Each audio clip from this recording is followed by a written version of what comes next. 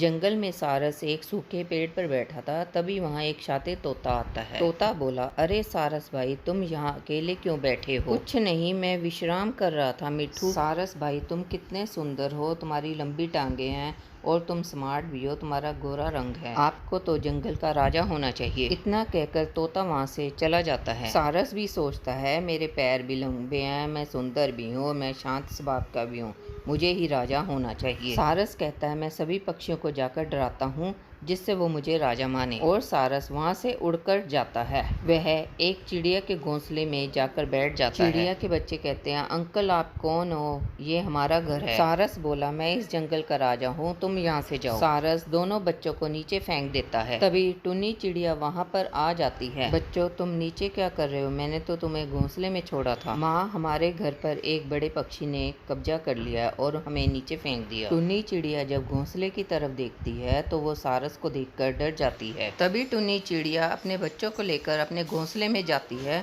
जहाँ सारस बैठा होता है। टुन्नी चिड़िया सारस से कहती है, सारस भैया, ये हमारा घर है, आप यहाँ से जाइए। सारस बोला, मैं यहाँ का राजा हूँ, मेरा जहाँ मन करेगा मैं वहाँ रहूँगा। टुन्नी चिड़िया छोटी और कमज़ोर थी, उसे पता था कि वो सारस का मुकाबला नहीं कर सकती। टुन्नी चिड़िया बड़ी समझदार थी, वह सोच समझकर काम करती थी। टुन्नी चिड़िया बोली, अच्छा आप हैं सारस राजा, मैं आपको काफ़ी टाइम से मिलना चाहती थी। सारस सोचता है, उसने सच ही कहा था, मुझे तो राजा होना चाहिए। राजा जी आप यहाँ बैठो, मैं अपने दोस्तों को लेकर आती हूँ ताकि वो भी आपसे मिल सकें। सारस खुश हो जाता है और बोला, जाओ चिड़िया, तुम सभी को लेकर आओ और सबको बताना कि मैं इस जंगल का राजा हूँ। तभी टुन्नी चिड़िया वहाँ से चली जाती है। टुन्नी चिड़िया उड़ते हुए पहले बाज के पास जाती है और उसे बताती है कि मेरे घर पे सारस ने कब्जा कर लिया है और बोली कि आप मेरे साथ चलिए,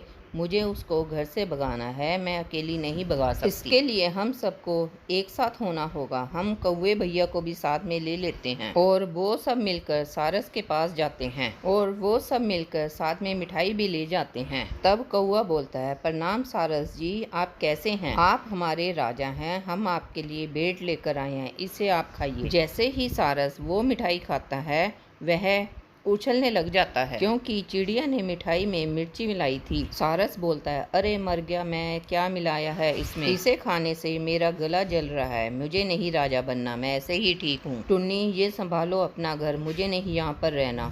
इस तरह टुन्नी ने अपना घर बचाया और चील और कौवे को धन्यवाद दिया।